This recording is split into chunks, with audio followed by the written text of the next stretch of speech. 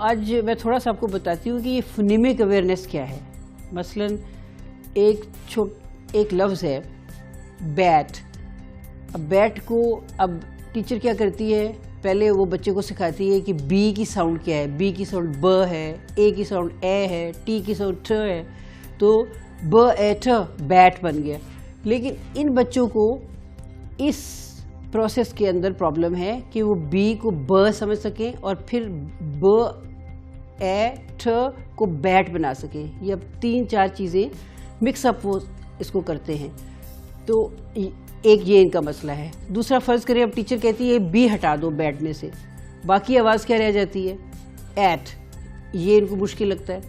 یا آپ بی کے ساتھ ملتا جلتا کوئی لفظ ان سے کہیں دوبارہ بناؤ, بیٹ, کیٹ, یہ ان کے لیے مشکل ہے. تو یہ فونیمک اویئرنیس میں ان کو فونیم کو سبسٹیچیوٹ کرنا, فارمیٹ کو ڈیلیٹ کرنا, اس کو رائم کرنا, اس سے ملتے جلتے 2 ساؤنڈز کو, جیسے پائپ اور پین ہے کہ اچھا پائپ ہے یہ پین ہے, ان میں سملیرٹی کیا ہے کہ ان میں دونوں میں پی کامن ہے.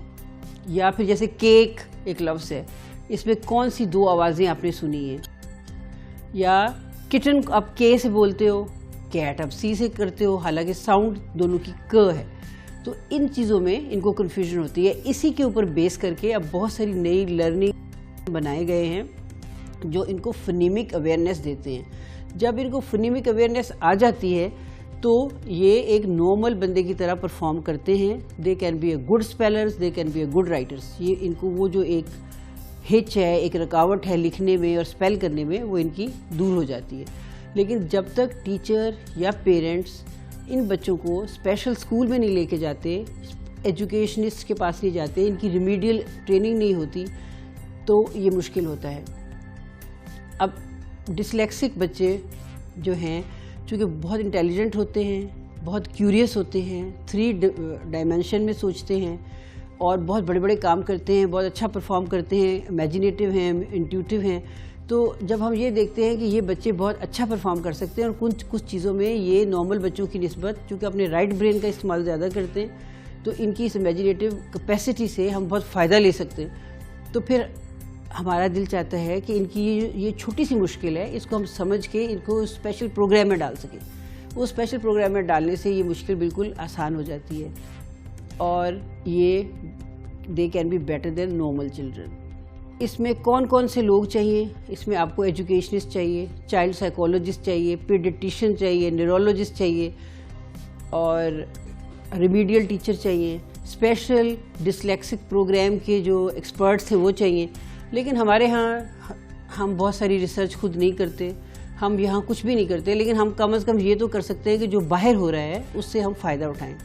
میں آج یہ کہنا چاہوں گی کہ پیرنٹس, خاص طور پہ مدرس اور ٹیچر, آپ سمپلی ڈسلیکسیا گوگل کریں, آپ کو اتنی انفارمیشنز ملیں گی جو آپ کے بچوں کے لیے بہت فائدہ مند ہوں گی. اگر سوسائٹی آپ کو نہیں دے رہی, پبلک اسکول نہیں دے رہے, پرائیویٹ اسکولز میں یہ سسٹم نہیں ہے, تو پھر یہ مدرس کی رسپانسبلٹی ہے کہ وہ خود اپنے بچوں کے لیے بہت ساری چیزیں تلاش کر لیں, خود اس کو سیکھ لیں, لرن کر لیں. اب تو انہوں نے NIH کی ریسرچ سے یہ پتہ چلتا ہے کہ مدر ایزیلی سیکھ سکتی ہے کس بچے کو کیسے ڈیل کرنا ہے, اور اگر مدر اویئر ہو گئی ہے تو وہ اس کے ٹیچر سے بھی جا کے بات کر سکتی ہے. ان کے جو 7-8 سال لائف کے ہیں یہ آسان ہو جائیں, ارلی پک اپ ہو جائے, ارلی ٹرین ہو جائیں, تو ان کے لیے آسانی ہو جاتی ہے. ایک اور بڑی متھ پہلے سمجھی جاتی تھی, ہمیشہ لرننگ ڈسیبلٹی میں کہا جاتا تھا کہ لڑکوں کو زیادہ ہے, لڑکیوں کو کم ہے. لیکن نئی ریسرچ یہ کہتی ہے کہ جینیٹیکلی جینڈر میں کوئی فرق نہیں ہے, لڑکے اور لڑکیوں کو ایک جتنی ہیں. لیکن لڑکے جو ہیں وہ زیادہ راؤڈی بیہیو کرتے ہیں جب وہ کہیں پھنستے ہیں. لڑکیاں چپ کر کے کونے میں بیٹھ جاتی ہیں اور سلک کرنے لگتی ہیں, اس لیے وہ پک اپ کم ہوتی ہیں.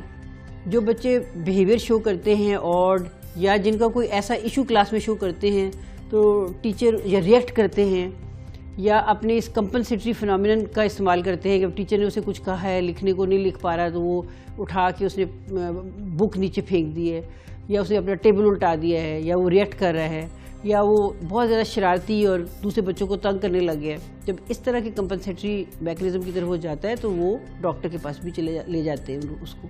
ناظرین, یہاں پہ لیتے ہیں ایک بریک, ملتے ہیں بریک کے بعد.